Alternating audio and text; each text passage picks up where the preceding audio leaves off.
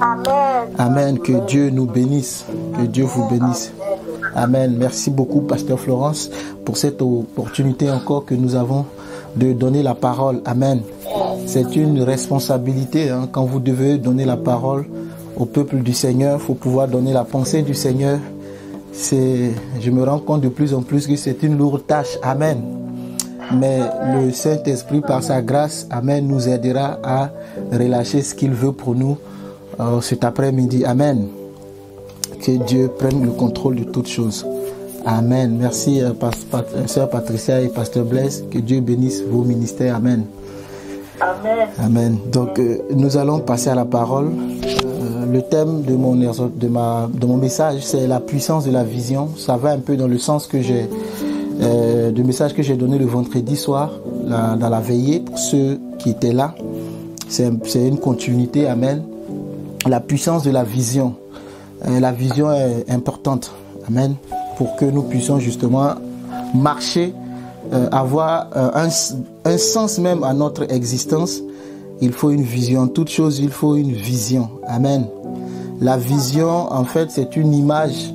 C'est un plan d'ensemble, en fait, de ce qu'un homme veut faire ou de ce que Dieu veut réaliser dans la vie d'un homme.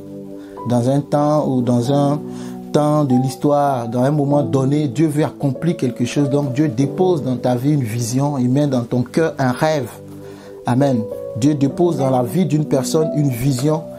Et non pas seulement la vision, mais donne aussi la conviction de la réaliser en fait. Donc la vision, c'est un ensemble de tous les projets que Dieu veut manifester dans nos vies. Amen. Et on va voir c'est quoi un peu la vision. Les premières minutes risquent d'être un peu académiques, mais c'est important. Amen. Par la suite, Dieu conduira par sa grâce le message. Donc la vision, c'est quoi la vision? Comme je l'ai déjà dit, la vision selon Dieu, amen, c'est son plan qu'il veut réaliser, c'est son dessein qu'il veut accomplir. Et je m'aperçois qu'à chaque fois que Dieu veut fonctionner avec un homme, il dépose dans son cœur une vision. Il dépose dans son cœur un rêve, en fait. Et c'est cette chose-là qui va booster, c'est cette chose-là qui va emmener ce dernier justement à pouvoir marcher selon le plan de Dieu. Amen. Même quand tu ne connais pas Dieu, que tu vis ta vie, il est important que tu aies une vision. Amen. C'est des choses que Dieu a mis même dans l'homme. Alléluia. Quand Dieu a créé l'homme, qu'il a placé dans le jardin, il a dit à l'homme, cultive-le et garde-le. Voilà ta tâche, c'est de cultiver le jardin et de le garder. Donc l'homme, quand il se réveille le matin, il sait qu'il a une action, il a une tâche à accomplir, c'est de cultiver le jardin et de le garder. Et ça donne un sens à sa vie, en fait. La vision donne un sens à la vie d'un homme. La vision donne un sens à la vie d'un homme. Donc si tu n'as pas de vision, il te sera difficile, en fait, de marcher, même quand tu es chrétien, dans les voies de Dieu. Parce que tout ce que tu vas faire, si tu n'as pas de vision, tu ne sauras pas comment les exploiter. Tu ne sauras pas comment, en fait, les maximiser. Parce que tu marches sans vision et ce n'est pas bon. Alléluia. Ce n'est pas bon du tout. Il ne faut pas marcher sans vision. Il faut toujours avoir une vision. Mais cet après-midi, je veux parler de la vision que Dieu dépose dans le cœur d'un homme. Il y a la vision qui peut être définie comme les songes, les rêves, ou même dans soit dans un profond sommeil, Dieu te parle dans une vision, il te donne une image, ou même tu es assis et Dieu te parle. Parce que la vision n'est pas forcément quand tu es endormi. Tu peux être éveillé, mais depuis Dieu te fait un flash, il te montre quelque chose, une vision. Amen. Ou soit dans l'extase. Ces choses-là aident, en fait. Mais la vision dont je veux traiter, c'est celle qui est le plan global, en fait. Le projet de Dieu par rapport à un individu. Dieu a une vision par rapport à l'humanité. L'humanité tout entière, la vision de Dieu, c'est que tous parviennent à la connaissance de Christ. Alléluia. C'est ça la vision de Dieu. C'est que tout le monde soit sauvé. C'est ça sa vision, que tout le monde soit sauvé. Maintenant, pour accomplir cette vision-là, ce rêve de Dieu de gagner le monde entier, il a donné Jésus-Christ. Donc Jésus-Christ est venu accomplir une mission parce que dans une vision, il y a des objectifs, il y a des missions. Et c'est cet ensemble-là qui va faire que nous allons réaliser la vision. Donc le premier pas, la première fondation, c'était que Jésus vienne.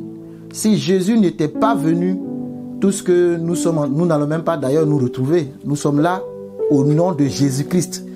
Donc la fondation a été posée, et l'apôtre Paul en parle, de ne pas poser un autre fondement, une autre fondation, parce que la fondation a été déjà faite. Et c'est sur cette fondation-là que nous bâtissons. Donc Jésus a fait sa part et il est parti, il a laissé le Saint-Esprit. Amen. Et maintenant le Saint-Esprit vient fonctionner avec nous. Il donne à chaque personne en fait une tâche, il donne à chaque personne une mission. Ça, je parle du plan de Dieu, la vision globale de Dieu. Donc chaque individu, chaque croyant dans le corps de Christ est en fait un élément que Dieu utilise pour accomplir sa vision globale. Donc la Bible dira à certains, il a donné le ministère prophétique, à d'autres le ministère pastoral, les apôtres, ainsi de suite, pour le perfectionnement des saints, pour que justement cette vision d'ensemble de Dieu puisse se réaliser. Amen. Donc, quand nous comprenons ces choses-là et que nous sommes enfants de Dieu, nous sommes fils du royaume, quand nous travaillons, nous savons que nous travaillons pour le royaume et qu'à notre niveau, nous avons le devoir d'accomplir notre tâche. Parce que sans notre tâche, la vision risque de ne pas se réaliser en fait. Le plan global de Dieu risque de ne pas aboutir. C'est que tous les hommes parviennent à la connaissance de Christ. Donc Jésus, en partant, il a dit, allez dans le monde, faire quoi? Prêcher la bonne nouvelle du royaume, en fait, et de convertir chaque individu, de faire de telle sorte que chaque individu devienne un disciple de Jésus. Et à tour de rôle, nous véhiculons le message de Dieu. Donc depuis l'ancien temps, depuis le temps des apôtres, cette vision de Dieu court toujours. Même pas depuis le temps des apôtres, depuis la Genèse, quand il y a eu le péché. Amen, que Dieu a relâché cette vision-là de sauver l'homme et jusqu'à ce que Jésus vienne. Et quand Jésus part, il laisse les apôtres. Et les apôtres aussi, à tour de rôle, chacun est reparti, mais a laissé son empreinte, a laissé quelque chose. Et aujourd'hui, nous continuons cette œuvre en fait. Donc, de manière globale, c'est le plan de Dieu que nous voulons accomplir. Et c'est ça la vision de Dieu. Quand Dieu est assis sur son trône et qu'il regarde la terre, son objectif, son but, c'est de gagner l'humanité. Car Dieu a tant aimé le monde qu'il a donné son Fils unique, afin que quiconque croit en lui ne périsse point, mais qu'il ait la vie éternelle. Donc c'est l'humanité. La vision, c'est l'humanité. L'humanité qu'il veut gagner. Donc, il établit des pasteurs et sur chaque église locale que Dieu crée, en fait, que Dieu ouvre. Dieu, c'est comme une ambassade, une représentation du ciel sur la terre qui travaille à faire entrer dans le royaume tous ceux qui sont perdus et égarés. Voilà en fait, c'est rien que ça. C'est pour ça d'ailleurs que Christ est mort, c'est pour gagner le monde. Maintenant, dans cette vision-là, arrivent des objectifs, des détails, mais la raison principale, c'est le salut de l'homme. C'est ça la vision. La raison principale, le salut de l'homme. Tout ce que nous faisons à côté, ce sont des ingrédients pour essayer d'embellir, de rendre la chose encore plus... Voilà, on vous a donné, je sais pas, plusieurs morceaux de tissu pour en faire une chemise. Vous essayez de mettre un peu de votre art pour en sortir quelque chose de beau ou de plus beau, en fait. Mais l'objectif, c'est qu'on ait une chemise. Amen. Maintenant, la touche et le don que vous avez fait que vous allez coudre une chemise plus belle que le voisin, parce que vous avez ce talent-là. Donc, le Seigneur donne aussi, par le Saint-Esprit, les dons. Amen. Les dons. Pour que nous puissions travailler. Tout ça, c'est pour le corps. Parce que quand il y a les visions, il y a aussi les éléments de la vision. Et la Bible appelle ça la provision. Amen. Ce qui est pour la vision. Donc, ce qui est pour la vision de Dieu, nous avons les dons de l'esprit. Après les ministères, nous avons les dons du Saint-Esprit qui sont des éléments pour la mission. Amen. L'apôtre Paul dit c'est pour l'utilité commune. C'est pour l'utilité commune. Ce n'est pas pour moi, mais c'est pour la mission. Donc je dois mettre ça en exercice pour que la mission puisse avancer. Amen.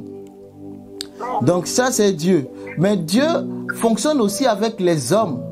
Donc quand vous allez voir l'histoire de la Bible, à chaque fois il se révèle à un homme et il dépose dans son cœur une vision. Il dépose dans sa vie un message. Il dit, je veux faire ça avec toi. Et c'est avec toi seul que je veux le faire. En fait, tu es le visionnaire. Mais à côté du visionnaire, Dieu va mettre les soutiens. On peut prendre l'exemple de Moïse, qui est le visionnaire de la loi. En fait, c'est lui qui doit sortir le peuple d'Israël.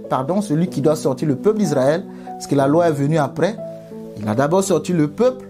C'est chemin faisant que la loi est arrivée. Donc la vision a été donnée à Moïse dans le buisson ardent. Dieu lui dit, écoute Moïse, tu vas aller délivrer mon peuple. J'ai relâché cette parole à Abraham en Genèse 15, que sa descendance sera en captivité pendant 400 ans. Et après cela, il faut que j'accomplisse ma parole. Donc Moïse est le visionnaire. Mais avant que Moïse ne parte, Moïse a énuméré ses lacunes, ses incompétences. C'est normal. Et Dieu va lui dire, ne t'inquiète pas. J'ai mis à côté de toi ton frère Aaron, ainsi de suite, des gens qui vont t'aider. Même si tu as le langage difficile, ils pourront t'aider. Amen. Donc, le visionnaire n'est pas forcément celui qui a toutes les qualités, toutes les compétences requises pour exécuter la tâche de Dieu. Non, c'est un choix de Dieu. Le choix de Dieu n'est pas fait en fonction de nos capacités, de nos compétences. D'ailleurs, Dieu nous prend faibles pour nous transformer afin que nous devenions forts. Amen. Et Moïse en a profité, lui qui était rempli, quelqu'un qui était rempli de colère, qui était facile à faire des dégâts. La Bible va dire que c'était devenu l'homme le plus patient. Parce que Dieu a fini par déteindre sur lui Moïse. En fait, amen. Et à côté de lui, il y a eu justement des gens qui ont travaillé à favoriser, encore une fois, la vision de Dieu qui s'accomplit à partir d'un homme. Et le but de Moïse était de conduire le peuple à Canaan. Mais on sait ce qui s'est passé. Moïse n'est pas rentré à Canaan. Jésus a conduit le reste du peuple qui sont rentrés à Canaan. Mais en tout cas, il les a fait sortir de l'Égypte. Gloire à Dieu. Il les a conduits dans le désert, dans le chemin de Dieu, parce que c'est ça la vision. Tu marches dans le chemin de Dieu. Dieu a voulu que ce soit ainsi. Et Moïse a conduit le peuple. Et lui, le visionnaire, n'a pas vu. Il n'est pas rentré, il a vu de loin. Il est monté sur la montagne. Dieu lui a dit, monte, regarde. Il a vu. Mais il n'est pas entré sur cette terre promise. C'est quelqu'un d'autre qui a continué la marche. Amen. Mais quand vous regardez dans son ensemble, la vision de Dieu s'est accomplie. Amen.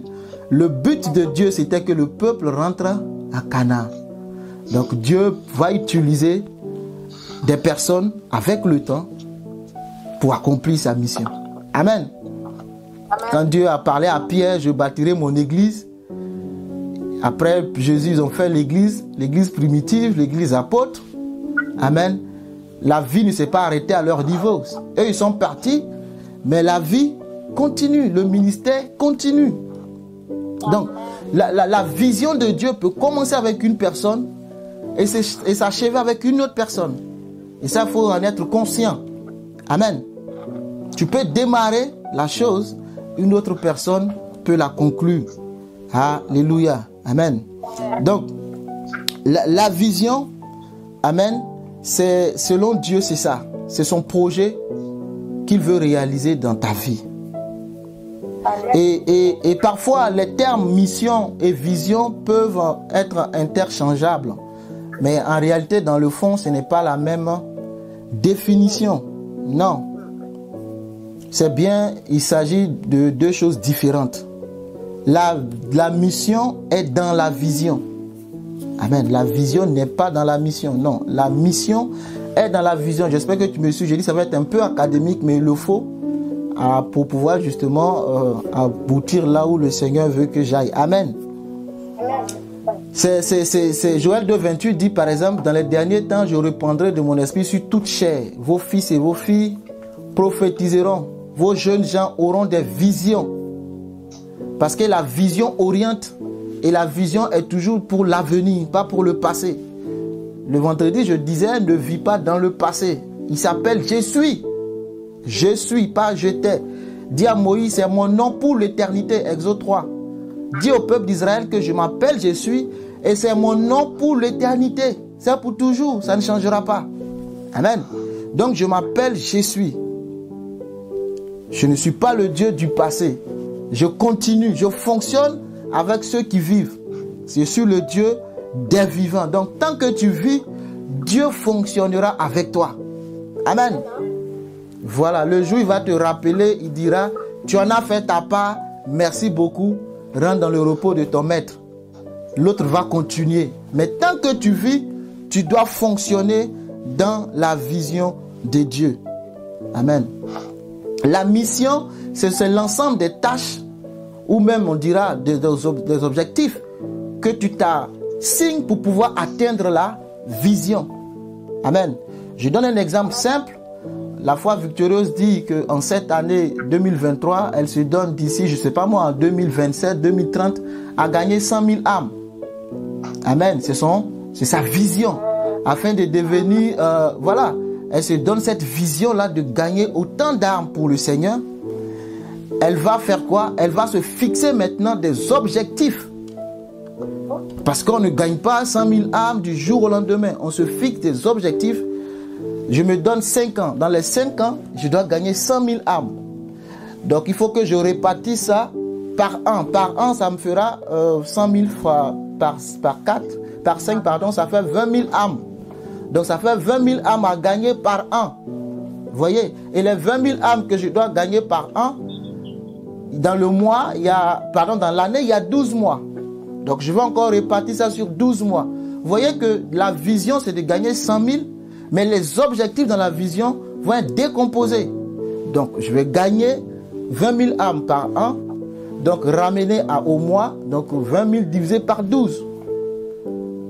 Et le nombre 20 000 divisé par 12, c'est que je trouve, je vais regarder les membres, ceux qui sont là. Amen. Et je vais dire, voici l'objectif. Nous devons atteindre ce nombre.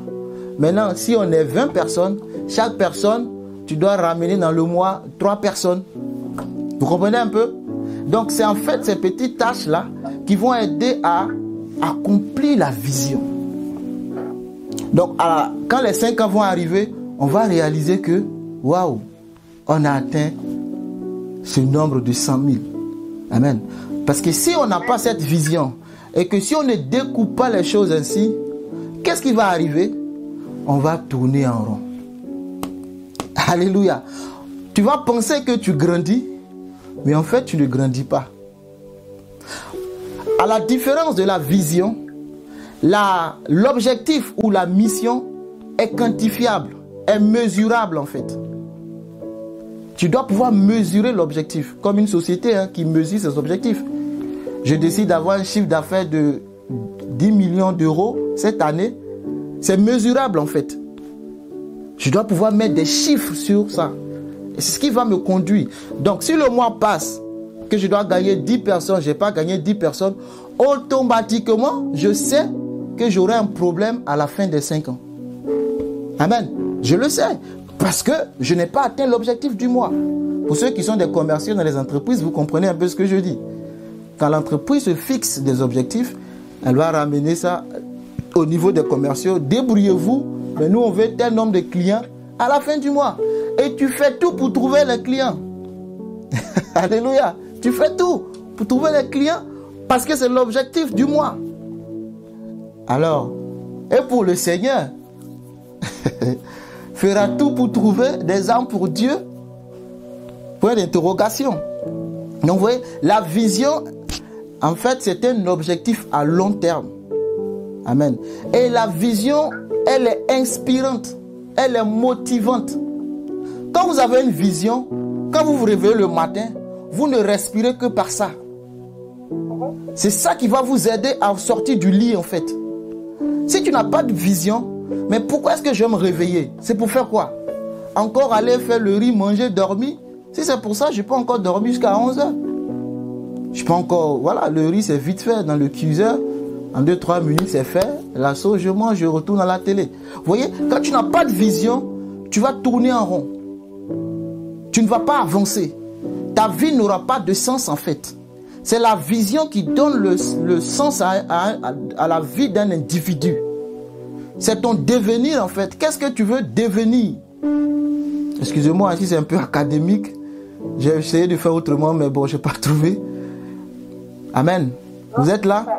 Vous me suivez? Amen. Donc, c'est ta vision qui va essayer, en fait, qui va te motiver. Tu dis non, je veux que d'ici, je sais pas moi, 2050, que j'arrive à tel niveau. Donc, toutes tes actions que tu es en train de faire maintenant vont être des actions conduites par la vision. Donc, ça t'évite d'être oisif, ça t'évite d'être paresseux, ça t'évite d'aller dans toutes les réunions, d'aller à toutes les fêtes, de te retrouver à toutes les conférences, parce que tu as un objectif. Et donc, tout ce qui ne rentre pas dans la vision ne t'intéresse pas. Et ça va t'aider mieux à maximiser ton temps, ton potentiel. Tu ne vas pas prendre ton temps à faire des choses. Au moment de faire ta vision, tu es épuisé. Oui, c'est normal parce que tu as passé le temps à faire des choses qui ne rentrent pas dans la vision. Donc, revenons toujours à Moïse. Moïse, quand il est allé, il est parti vers Pharaon. Il a fini de parler à ses frères et ensuite, Dieu a commencé à l'envoyer vers Pharaon. Toutes les actions de Moïse étaient motivées par le peuple d'Israël qui devait sortir d'Égypte. Toutes ces actions depuis lors. Si vous lisez, vous n'avez plus vu Moïse en train de faire autre chose que ça. Il se lève, Dieu lui dit, parle à Pharaon. Il parle à Pharaon. Quand il retourne chez lui, Dieu endurcit le cœur de Pharaon. Bon, ça c'est entre Dieu et Pharaon. Hein. Toi, il faut faire ce qu'il t'a dit. Parce que si que le Saint-Esprit nous aide. Parce que la vision de Dieu, c'est par le Saint-Esprit. Parce que moi, je vais parler à Pharaon et toi, derrière, tu endurcis son cœur. Bon, c'est compliqué pour moi. Hein. Alors que tu veux qu'on sorte. Donc, la vision, c'est pas nous qui faisons ce que nous voulons, mais c'est Dieu qui veut faire ce qu'il veut à partir de nous. Donc, en fait, nos vies sont des plateformes pour qu'il accomplisse sa volonté. Amen. C'est ça, en fait. Donc, si je suis devenu chrétien, ma vie est une plateforme. Ma vie est un canal, un moyen de communication, un moyen d'opération des dons spirituels, un moyen de prédication, un moyen d'évangélisation, en fait. Vous voyez? Un moyen d'œuvre sociale. Dans le couloir que Dieu m'a appelé, je me dois de rester fidèle. Amen. Et Dieu va se servir de moi pour accomplir. Si Dieu, son objectif c'est de gagner toute la terre, selon les chiffres, je pense qu'on est combien à 8 milliards, non, presque, d'hommes sur la terre. Vous êtes d'accord avec moi qu'une seule personne ne peut pas gagner 8 milliards. Jésus a payé le prix pour les 8 milliards, mais toi seul, tu ne peux jamais prêcher à 8 milliards. Donc Dieu va t'utiliser dans ton endroit, là où tu es, pour gagner 100 000. Il va utiliser un autre là où il est pour gagner 200 000. Mais tout ça, au sommet de la pyramide, c'est Dieu. Et c'est son plan. C'est pourquoi devant l'agneau, devant le trône, l'Apocalypse dit qu'on verra des hommes de toute tribu, de toute couleur, de toute race. Alors que quand tu vas regarder dans ton cahier, tu n'as jamais évangélisé un Indien. Mais devant le trône, il y aura un Indien. Amen. Parce que quelqu'un a évangélisé un Indien. Tu n'as jamais parlé à quelqu'un qui vit dans les Caraïbes. Mais le Seigneur va utiliser quelqu'un d'autre pour parler à cette personne-là, à ce peuple isolé, je ne sais pas moi, dans l'Océanie quelque part, pour parler de lui. C'est un ensemble en fait. C'est la pyramide de Dieu. Et que chacun a son poste. Et l'apôtre Paul a bien défini en disant que le corps a plusieurs membres. Et chaque membre a une fonction. Et nous devons travailler tous en coordination, en harmonie, comme des instrumentistes qui jouent ensemble, chacun joue son instrument, ça donne une belle mélodie. Si le pianiste joue ce qu'il veut, que le bassiste joue ce qu'il veut, le batteur joue ce qu'il veut, ça c'est pas la musique, c'est le bruit. Amen. Ça sera le bruit. Donc la vision, c'est dans l'harmonie. Et ça donne une belle mélodie, ce qu'on appelle la musique. Les instrumentistes jouent ensemble au rythme des chants, en fait, et c'est agréable à l'oreille. C'est comme ça que Dieu aussi, il fonctionne. Donc ce qui donne un sens à ta vie, j'ai beaucoup parlé du plan général, mais je vais maintenant parler de manière personnelle. Amen. Parce que de la manière personnelle, dans la vie de chaque homme, Dieu dépose une vision. Amen. Nous sommes dans une assemblée, la foi victorieuse. C'est une vision que Dieu a donnée à son serviteur. Vous voyez? Et il a mis ça sur pied et ça nous rassemble aujourd'hui. Même s'il n'est plus avec nous, vous voyez que la vision suit son cours. Amen. Et quand la vision vient de Dieu, la Bible dit que vous n'avez pas à combattre. C'est ce qui s'est passé dans Actes des Apôtres. Le Sanhédrin a dit, si c'est de Dieu ce qu'ils font, ça ne sert à rien de combattre. Ça va subsister. Ça va exister. Ce qui n'est pas de Dieu finira par s'éteindre lui seul. Donc vous n'avez pas à combattre les visions des gens. Non. Travaillez dans votre vision. Alléluia. Quand la chose est de Dieu, constatez. Vous allez constater vous-même. Amen. Donc, il faut bien comprendre la différence entre l'objectif et la vision. Ce sont les objectifs qui vont t'aider à réaliser la vision. Donc, quand tu te réveilles le matin, les actions que tu vas poser de ton réveil au coucher doivent être des actions inscrites dans la vision. Donc, tu sors de chez toi, tu vas au bureau du lundi au vendredi. Pourquoi? Parce que tu as été embauché pour accomplir la vision de l'entreprise. Maintenant, Christ nous a enrôlés pour que nous puissions accomplir la vision de Dieu. Amen. Et il t'insère dans une église pour que tu deviennes participant de ses affaires, que tu prennes part par le talent qu'il a déposé en toi, dans le nom de Jésus. Amen. En tant qu'un individu, en tant que chrétien, il est important d'avoir une vision, mais je dirais plus de savoir la vision exacte de Dieu concernant sa vie. La vision on peut ne pas cerner, je fais une parenthèse, on peut ne pas cerner toute la vision. Parce que la vision, on peut te la donner. Et en même temps, une vision, selon Dieu, est un défi pour l'humain. Je le dis autrement. Si Dieu te donne une vision, et la vision semble très simple à faire, j'ai envie de te dire, pose-toi la question si c'est la vision de Dieu. Parce que la vision de Dieu, elle vient défier en fait les capacités humaines. C'est ça la vision de Dieu. Quand Dieu te pose un rêve, une vision dans ton cœur, ça va défier tout ce que tu sais. C'est pourquoi Moïse a dit, je ne sais pas parler. Déjà, ça le défie lui-même. Au niveau de son langage, mon langage est difficile. Je ne sais pas parler. Quand je parle, je dis mo. Dieu dit, c'est ça que j'aime. Le mo là, c'est bon. J'aime ça. Voilà, va faire mo là. Moi, j'aime ça. Vous voyez? Parce qu'il y a l'incapacité de l'homme. Amen. C'est pourquoi il va se charger de déposer en toi, il va télécharger le potentiel en toi pour que tu deviennes utile. Amen. Pour te rendre comme il veut. Quand il dit à Gédéon, vaillant héros, il est en train de dire à Gédéon, je veux faire quelque chose avec toi. Mais ça dépasse les limites de Gédéon. Et Gédéon dit, je suis un homme qui est le plus petit de la famille. Ma famille est la plus petite des tribus d'Israël, pardon, de la tribu, pardon, et ensuite ma tribu est la plus petite d'Israël. Gédéon, j'ai vu ça, je sais ça, mais je me suis adressé à toi.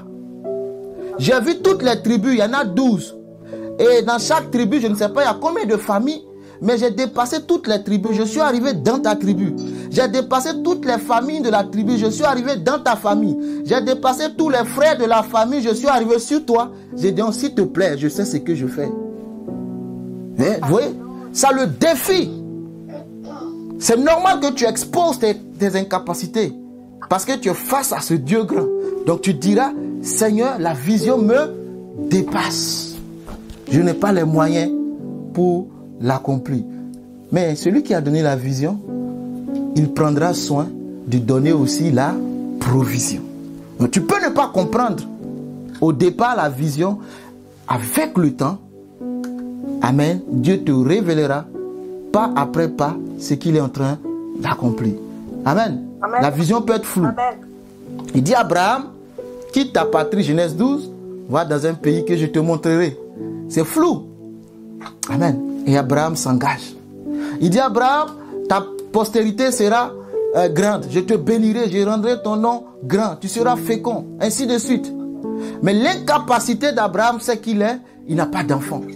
Sa femme est stérile. Il y a une incapacité physique et réelle dans leur vie. Mais la vision de Dieu, c'est qu'Abraham devienne père d'une multitude. Vous voyez, il a téléchargé ça à Abraham. Mais comment Abraham va faire? C'est pour cela qu'Abraham a commencé à chercher par ses moyens avec son épouse qu'elle a proposé à Agar. Et vous connaissez un peu ce qui s'est passé. Alléluia. C'est comme quand vous achetez un téléphone. Vous achetez un téléphone à part le système. Il n'y a rien. Il faut mettre d'abord une carte SIM. Ensuite, il faut télécharger des applications. Et plus le téléphone vieillit dans votre main, plus il se charge de beaucoup de choses. Et si vous ne faites pas attention, vous finissez par télécharger des virus. Alléluia. Et à un moment donné, on vous dit, mettez l'antivirus pour nettoyer votre téléphone, votre ordinateur. Parce qu'il est devenu lent. Il a tellement téléchargé des choses. C'est aussi pareil. Dans la vision, quand vous marchez, à chaque fois vous ajoutez des choses, ça devient lourd. Mais le Saint-Esprit, il faut se laisser guider. C'est lui qui va te dire ce qu'il faut mettre et ce qu'il ne faut pas mettre. Abraham a téléchargé Agar. C'est devenu lourd. Le Saint-Esprit est venu dire, écoute, fais ce que ta femme dit, enlève Agar, ça rend le système trop lourd. Chasse-la. Amen. Chasse-la. Parce que tu as téléchargé quelque chose qui n'est pas de moi. Ça, c'est pas moi qui t'ai dit. Alléluia. Donc, la vision doit être quelque chose qui vous inspire. Ça doit être quelque chose qui vous pousse à atteindre vos objectifs. Ça vous fait sortir de vous-même. C'est ça. Vous regardez comme Caleb. Vous regardez la montagne, vous dites à Josué, Dieu m'a donné cette montagne. J'ai encore la vigueur de mes 40 ans. Je vais aller posséder la montagne. Même s'il y a des fils d'Anak, parce que Dieu m'a dit ça, je vais aller. C'est ça, ça vous pousse à sortir de vous-même, à transcender vos limites. Si vous n'avez pas de vision, vous n'allez pas être rempli de tonus, de capacité. Mais encore mieux, nous avons le Saint-Esprit qui nous remplit de force pour aller faire. L'Esprit de Dieu, la Bible dit, c'est un esprit de force. Amen. Amen. Donc quand vous avez cette vision-là, vous dites, je ne mourrai pas sans avoir accompli cette vision. Dieu m'a montré cette chose, j'irai jusqu'au bout. Amen. Donc quand vous respirez la vision. Quand vous dormez même, vous rêvez la vision. Amen. La vision prend, en fait, partout où vous passez, et c'est ce que les sociétés font, elles mettent des publicités un peu partout, et puis ça vous sature. Partout où tu passes, McDo. Oui, McDo. Donc dès que tu as petit fait, McDo.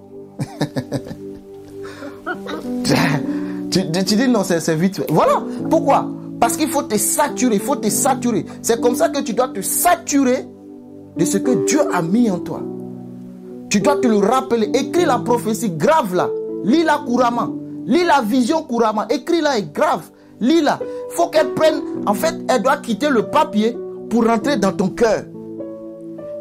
Elle doit quitter le papier pour rentrer dans tes pensées. Elle doit rentrer dans les os, rentrer dans la moelle. Quand on te casse, on lit foi victorieuse. Vous comprenez? Si on casse ton bras, on lit foi victorieuse. Si vous êtes prêt à vous donner, c'est ce que Paul a compris. Vous voyez, Paul a compris ça. Il allait... Paul, c'était un apôtre extraordinaire. Il s'est donné d'une manière... Il s'est donné en fait. Pour Christ, il était prêt. Quand il était dans la loi, il était prêt. Je comprends pourquoi Dieu l'a enrôlé. Dieu a enrôlé Paul parce que quand il a regardé Paul en train de combattre l'église, il dit, mais ce gars m'est utile. En fait, il est plus utile même que ceux que j'ai déjà enrôlés. Oh, souvent Dieu te laisse, il va enrôler quelqu'un qui est un bandit. Et il lui confie la vision. Parce que quand il regarde comment le bandit opère, il dit si j'enrôle ce bandit-là, lui il ne va pas gagner 2, il va gagner 100. Il a une stratégie. Et Dieu le transforme. Et Dieu lui donne la puissance pour aller gagner. Donc Dieu va prendre une prostituée. Il va télécharger sa vision en elle. Elle va aller gagner. Dieu va prendre un délinquant. Il va télécharger sa vision. Il va devenir un grand serviteur. Dieu va prendre. Il prend n'importe qui. Il ne prend pas ceux qui sont propres. Non, Dieu, il s'en fout que tu sois propre. Il prend justement les choses viles de ce monde pour confondre les choses fortes. C'est comme ça qu'il va fonctionner. Donc, quand tu arrives et que tu rends ton témoignage, et tu dis, j'étais ceci et voici ce que je suis devenu. Waouh! J'étais colérique, moi Moïse. Voici que je suis devenu un homme patient. Waouh! Le fruit de l'esprit, le Saint-Esprit travaille à te perfectionner. Parce que Dieu veut que tu deviennes comme lui. Quand le Saint-Esprit t'habite, c'est pour être comme Dieu. Quand le démon t'habite, c'est pour être comme Satan. C'est pour être comme le diable. Amen. Donc, la vision va vous faire sortir hors de vous. Si vous dites que je n'ai pas envie, je ne peux pas, c'est parce que la vision n'a pas encore pris, vous n'êtes pas encore arrivé au niveau où ça vous donne le tournu. Alléluia. Vous faites tout pour ça. Comme je peux citer, Néhémie. Néhémie il demande une lettre de congé à son roi. Il s'en va pour reconstruire. Malgré que les Tojiba, les Sambala, les Arabes mettent les bâtons dans les roues de Néhémie. Néhémie se lève avec autorité. Il dit, c'est ça que Dieu a téléchargé à moi. C'est de rebâtir les murailles de Jérusalem. C'est de reconstruire. Donc, quel que soit ce que les ennemis font, ça n'arrête pas. Donc, quand vous avez la vision, peu importe l'obstacle, la difficulté en face, vous repoussez toujours les limites. Amen. Vous foncez. Il s'organise. Et comme Dieu est avec vous, Dieu vous aide à déjouer les complots, les plans du diable, des Sambala et autres. Mais finalement, qui a gagné? Néhémie a gagné. Néhémie a fait ce que Dieu a mis dans son cœur. Il fallait que lui se lève. Et quand on parle de vision, c'est toujours un homme qui se lève. C'est pas un peuple.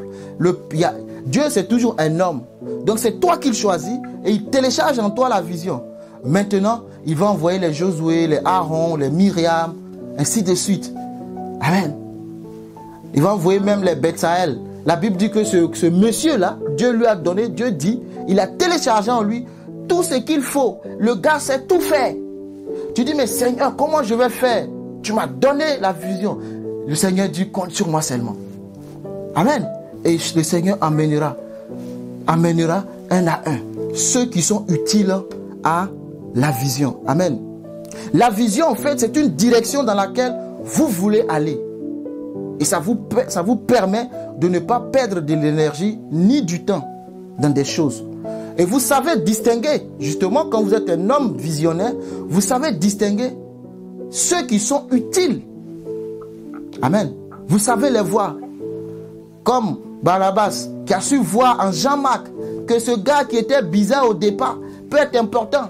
Et Paul n'avait pas vu ça. Mais à la fin, à un moment donné, Paul dit, amenez-moi Jean-Marc. Le Jean-Marc qui ne voulait pas, amenez-le. Parce que quelqu'un d'autre a détecté, a vu. Le Dieu voit en fait. Vous savez, Dieu ne voit pas ce qui nous sommes, notre présent, mais Dieu voit ce qu'il a téléchargé avant même que nous ne soyons. C'est ce qui fait qu'il vient nous pousser et nous disons que nous ne pouvons pas, c'est normal. Parce que nous regardons maintenant. Oh, la vision, c'est le futur. Et nous on regarde maintenant, on dit à Dieu, quand tu me regardes là, moi je suis une prostituée de première classe. Comment est-ce que je peux te servir? C'est pas possible. Oui, mais Dieu, quand il te regarde, il t'a jamais vu comme une prostituée.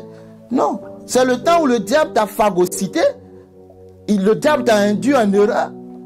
Mais le temps est arrivé pour moi de récupérer ma fille.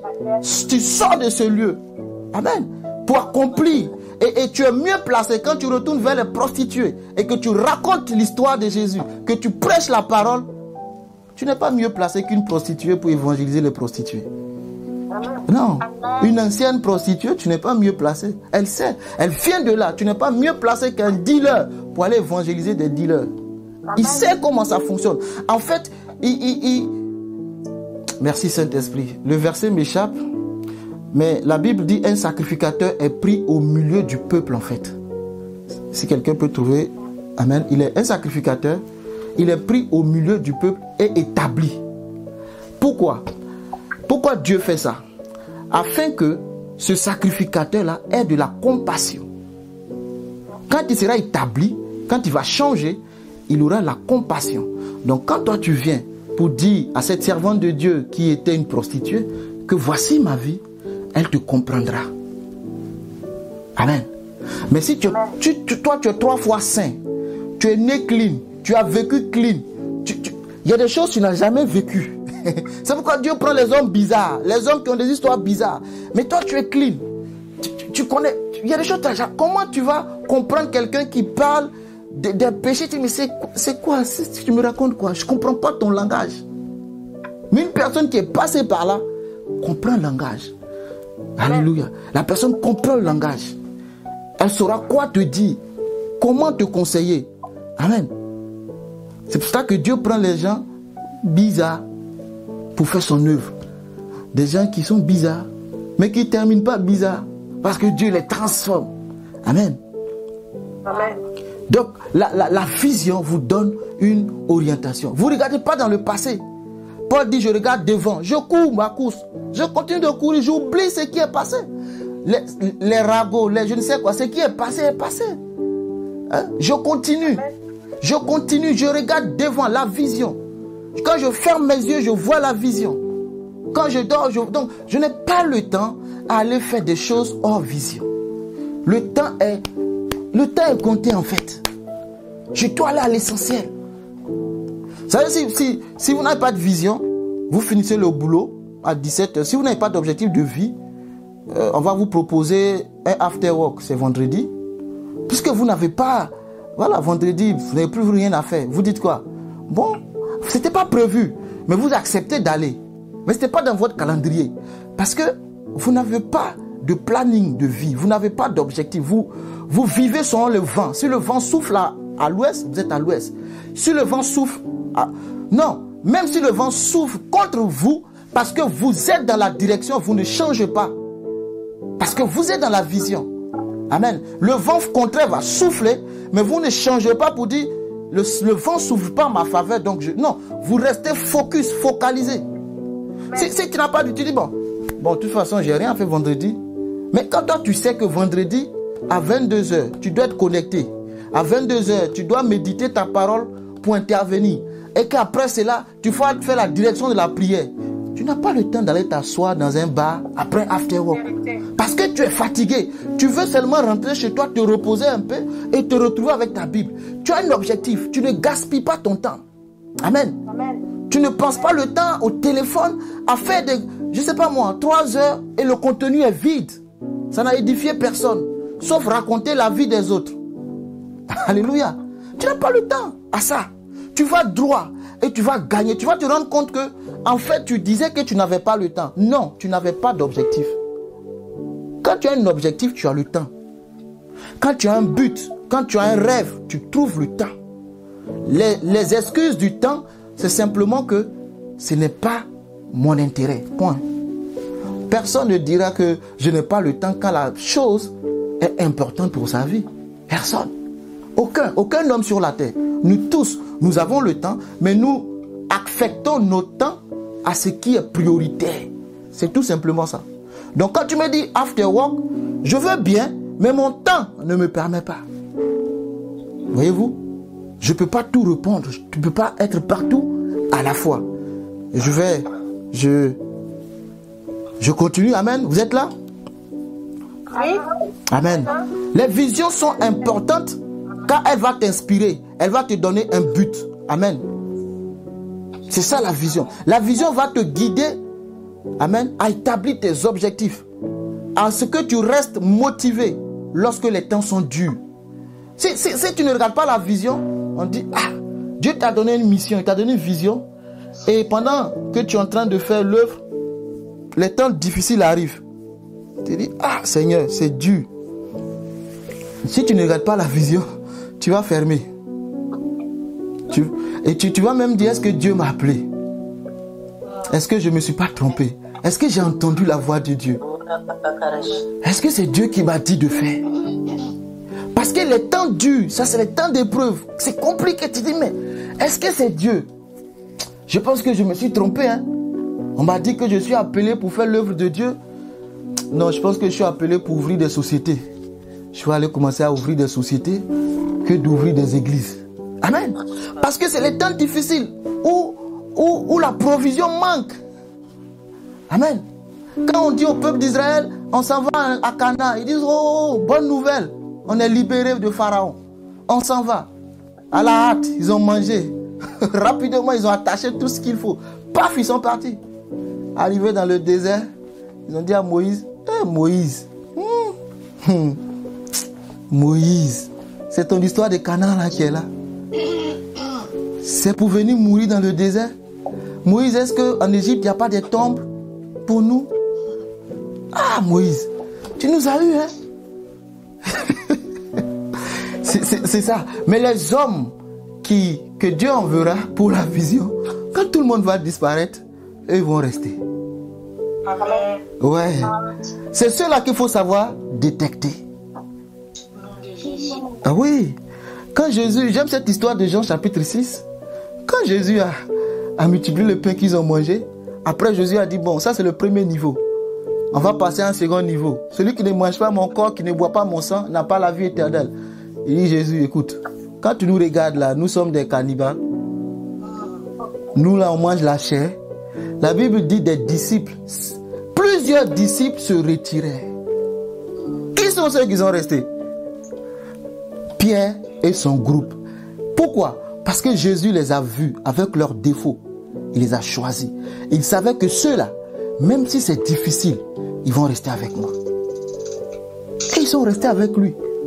Amen. Ouais. Ils sont restés avec lui. Tu me dirais que Pierre a régné Jésus. Ouais, mais il est resté, il était où quand on crucifiait Jésus? Mais au moins, il a suivi Jésus jusque dans la cour. Au moins, pour ça, acclame-le un peu. Amen. Il a suivi Jésus jusque dans la cour quand on l'envoyait. Et quand le coq a chanté 3 fois, ils se sont regardés et dit, Pierre, je savais que tu allais me régner, mais t'inquiète pas. Je savais qui tu es. Mais je t'ai choisi. Amen. Je sais ce qui est dans ton cœur. Je t'ai choisi. Je sais tes faiblesses, mais je t'ai choisi. Je sais que tu ne sais pas bien parler le français. Mais ce n'est pas une histoire de parler le français. Je t'ai choisi. C'est une histoire de l'Esprit de Dieu. Hein? Je peux faire correctement les phrases, mais il n'y a pas de vie. Mais l'autre qui met le à la place de la, l'onction descend. Amen. Amen. C'est une histoire de l'Esprit de Dieu. Pierre, tu m'as relié, c'est pas grave. J'ai prié pour toi. Quand tu seras affermi, affermis les autres. Paie mes brebis, prends soin d'eux. Amen. Pierre a suivi, les autres sont passés où? Au moins lui, il a suivi, les autres sont passés où? Ils étaient 12, hein. Il y a un qui allait se pendre, Judas. Mais les 10 autres, ils sont où? On ne parle plus d'eux, hein. Au moins Pierre l'a suivi. C'est ça Dieu. Amen. Et Jésus lui-même, je m'en vais pour m'arrêter, c'est prochainement, je vais m'arrêter par là, on va prier. Je termine par ça. Prochainement, je vais continuer. Jésus lui-même, regardez Jésus lui-même. Qu'est-ce qui a motivé Jésus à aller à la croix? C'est la vision du Père. Dans le jardin de Gethsémani, c'était pas facile. Hein? Comment on peut prier jusqu'à ce que sa sueur devienne comme des grumeaux de sang? La médecine dit que c'est une extrême angoisse, une anxiété incroyable. Quand vous faites des recherches, on vous dit c'est possible, mais c'est très rare. Ça veut dire que vous êtes dans l'angoisse jusqu'à ce que vos vaisseaux sanguins s'éclatent en vous et la sueur, en fait, le sang sort par les pores comme la sueur. Et il a dit, Père, si c'est possible, que cette coupe s'éloigne de moi. Mais ce n'est pas ma vision. Ce n'est pas mon objectif. Ce n'est pas mon but.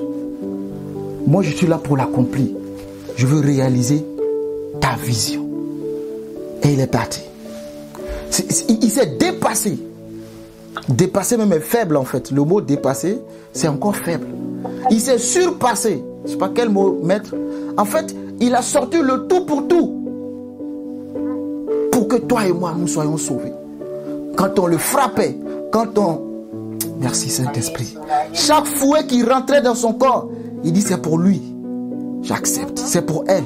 J'accepte. Vous savez, le visionnaire, il prend des coups que tu ne peux pas imaginer. Jésus prenait les coups. Mais il dit, je vois l'humanité sauvée. Chaque fois qu'on mettait le fouet, qu'on déchirait le côté, il voyait. Merci Seigneur.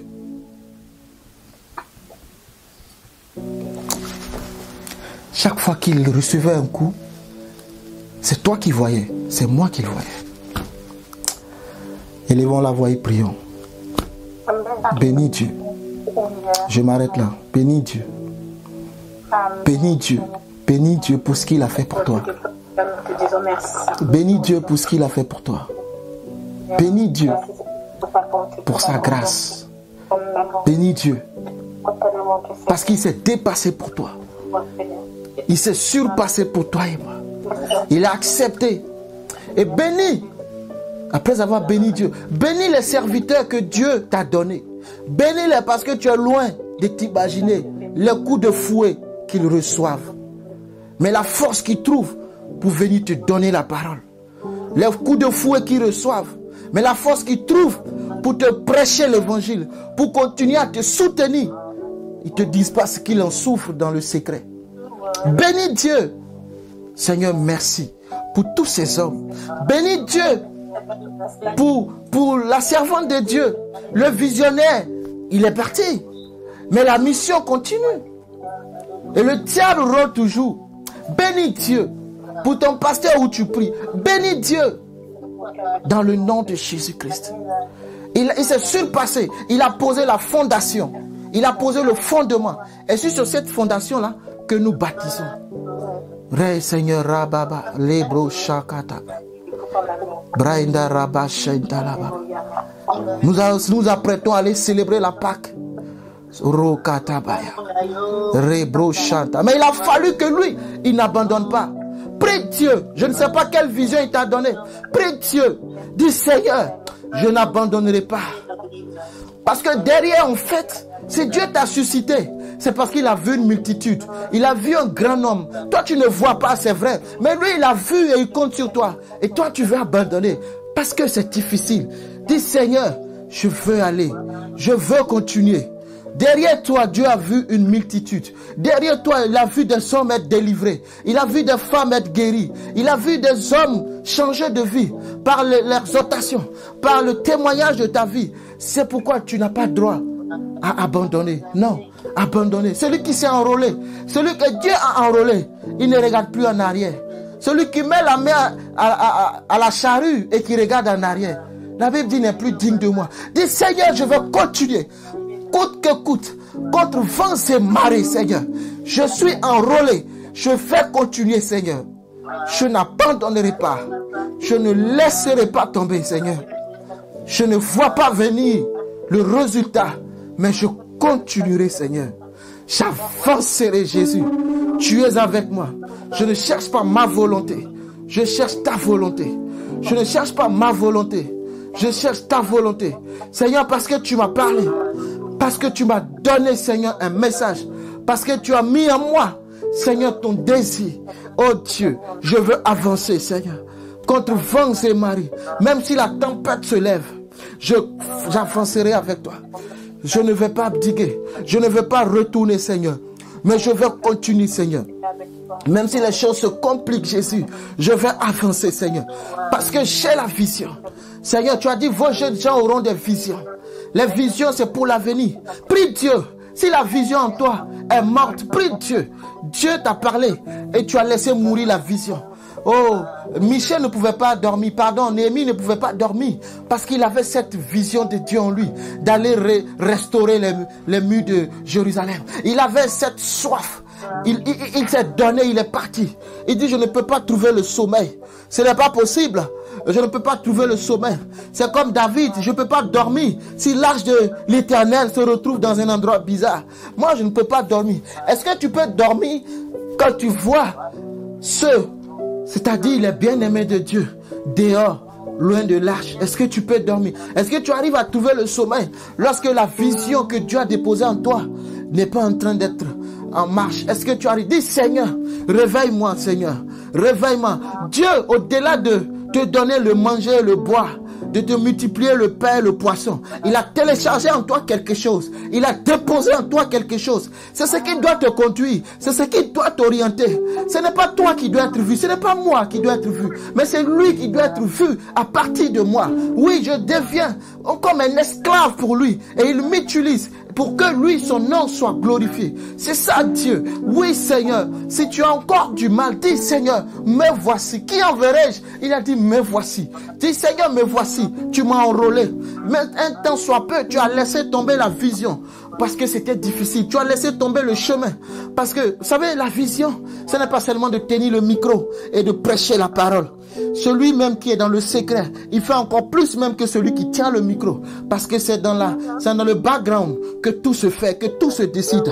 Seigneur, je vais tenir le micro. Même tenir le micro, vous savez, vous pouvez prendre tout un mois pour préparer un message juste pour 30 minutes. Et vous trouvez du temps. Vous trouvez que le Saint-Esprit vous parle, que Dieu vous communique sa pensée, qu'il se révèle à vous. Oui, c'est aussi ça. Pour que vous ne veniez pas dire ce que Dieu n'a pas dit. Annoncer ce que Dieu n'a pas annoncé. C'est pourquoi à un moment donné, les prophètes prophétisaient.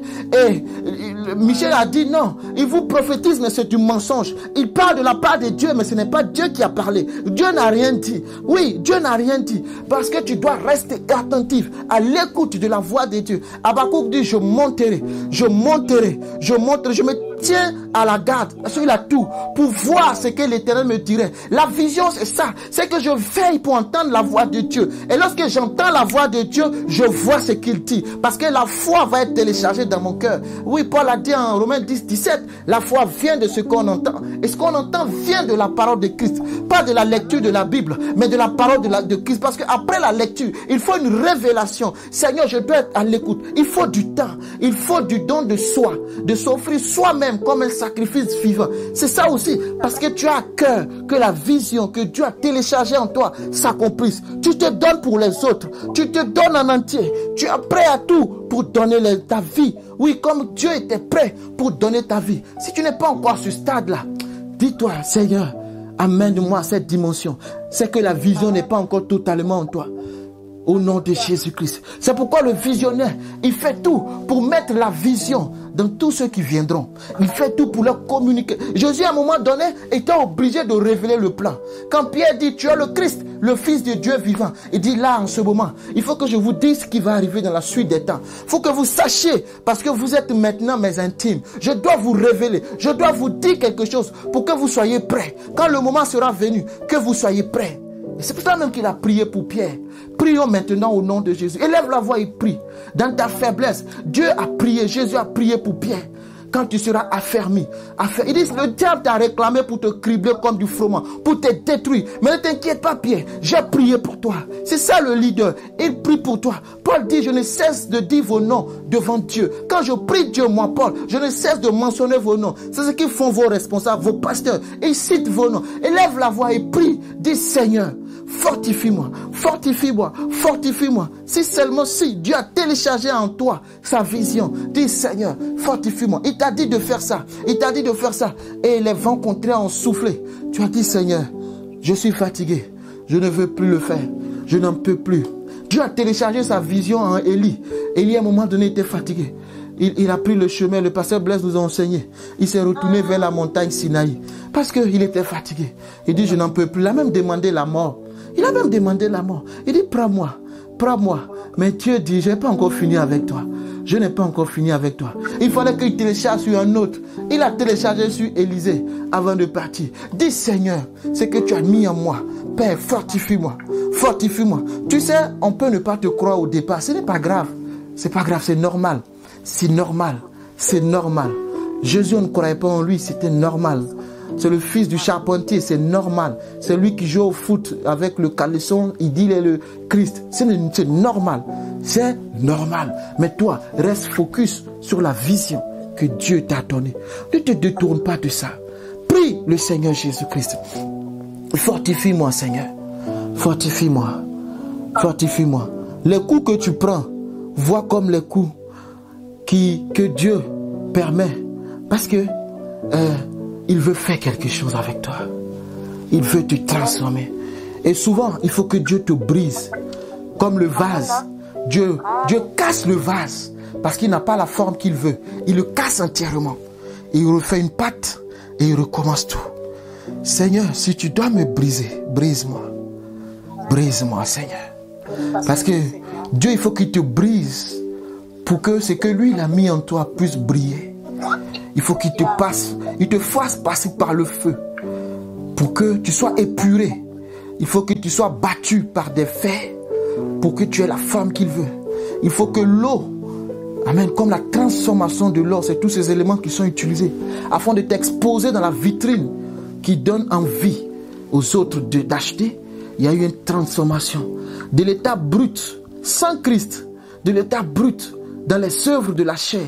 Le Saint-Esprit vient pour transformer. Alors prie Dieu, Seigneur, transforme-moi à te ressembler, à être comme toi, Jésus.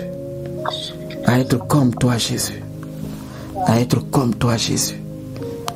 À être comme toi, Jésus.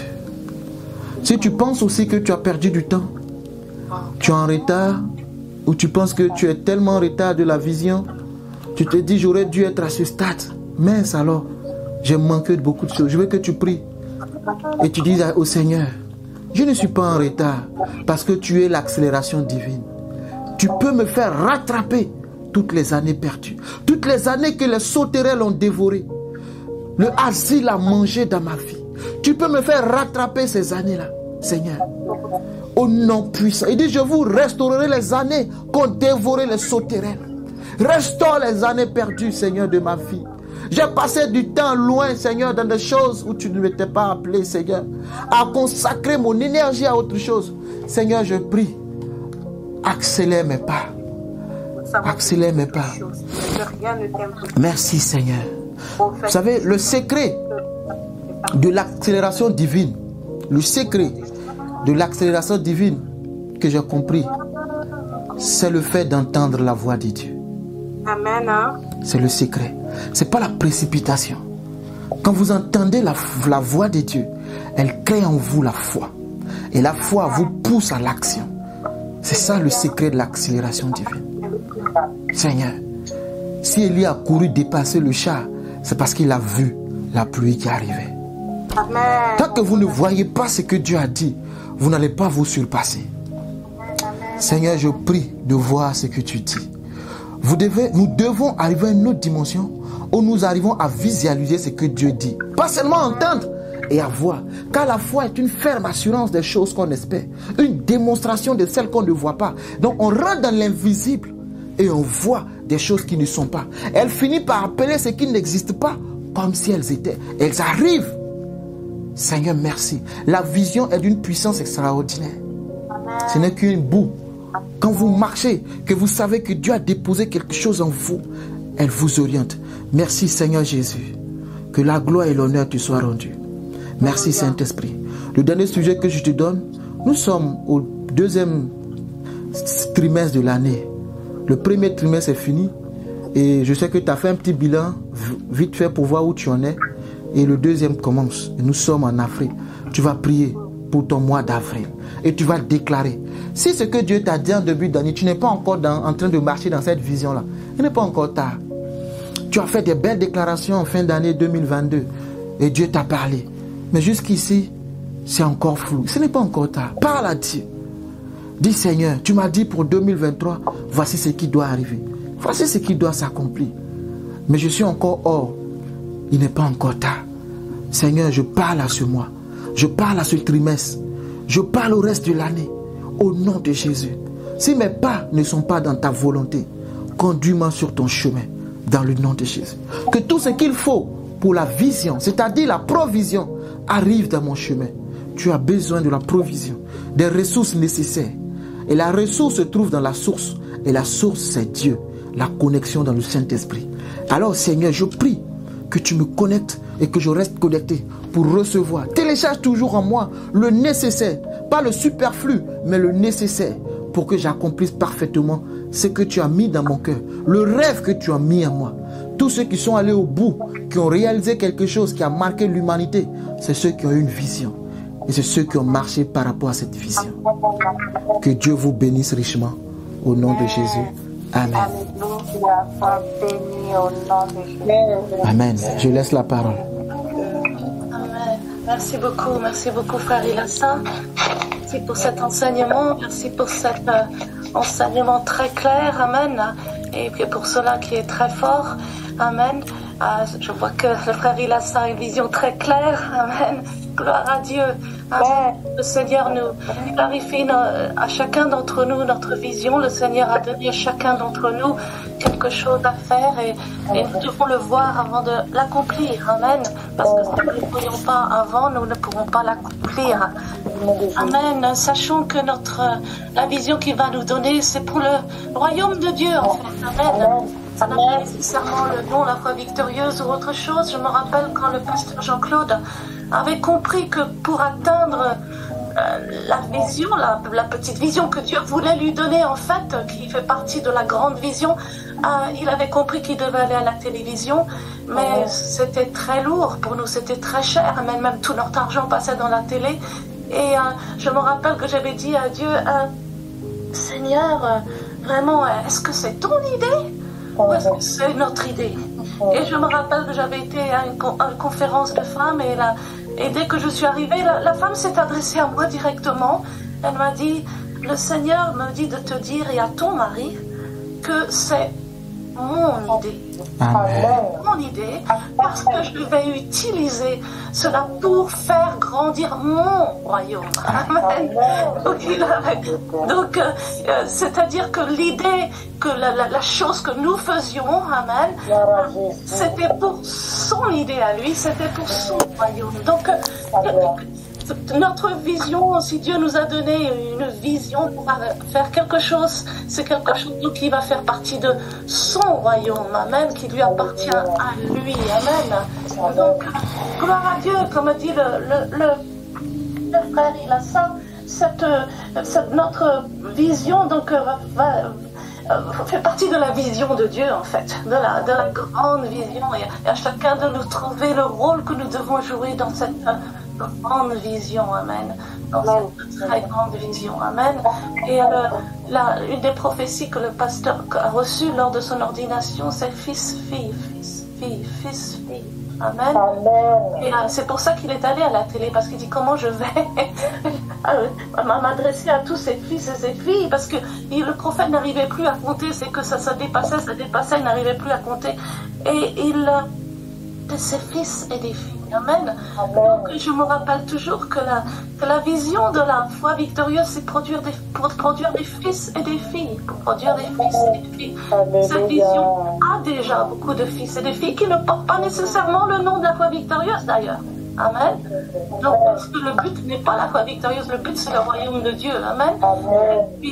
Et donc, nous remercions donc le Seigneur aussi que, voilà, vous aussi vous faites partie donc de ces fils et des filles qui vont amener donc le royaume du Seigneur encore plus loin. Amen. Donc, Dieu vous bénisse et révèle plus clairement encore la vision, la part que vous allez jouer dans cette grande vision. Amen. Que le Seigneur nous a donné. Amen. Donc gloire à Dieu. Merci beaucoup frère Ilassa. Je sais que tu as clarifié beaucoup de choses dans la tête des gens. Amen. Et c'était pédagogique, oui, mais c'était très clair. Donc merci beaucoup. Voilà. Donc je vais demander donc au pasteur Blaise qui avait commencé de terminer et de conclure par la prière. Alléluia. Amen. Amen. Merci Seigneur, merci de tout puissant. Toi qui es là, merci parce que tu as été avec nous, Seigneur, du début jusqu'à la fin. Nous te glorifions, Seigneur. Nous te rendons toute la grâce, Seigneur. Oui, Seigneur, ta parole, Seigneur, est vue et vérité. Nous t'avons adoré, Seigneur. Nous avons écouté la parole, nous sommes nourris, Seigneur. Et ma prière à cet instant, Seigneur, que tu puisses bénir tout et chacun de nous, Seigneur. Bénir chaque participant, Seigneur. Bénir l'ensemble de cette réunion, Seigneur. Je recommande la semaine qui va commencer entre tous sentiments, Seigneur. que nous puissions passer, Seigneur, une semaine, Seigneur, dans ta puissance, Seigneur, que nous puissions passer une semaine, Seigneur, où ta gloire va se manifester dans nos vies, Seigneur. Merci, Seigneur, tu nous guides, Seigneur, comme tu as guidé Israël dans le désert, Seigneur. Et le Saint-Esprit à nous montre le chemin à suivre et à faire ta volonté, Seigneur. Amen. Celui qui est en nous est plus grand que celui qui est dans le monde. Amen. Que ton nom soit béni, que ton nom soit sanctifié et que ton règne vienne à nous. Merci, Seigneur, que l'amour de notre Seigneur, que l'amour de Dieu le Père, la grâce de notre Seigneur Jésus-Christ, la douce communion du Saint-Esprit soit avec nous tous. Au nom puissant de notre Seigneur Jésus-Christ. Amen. Amen. Bonne semaine.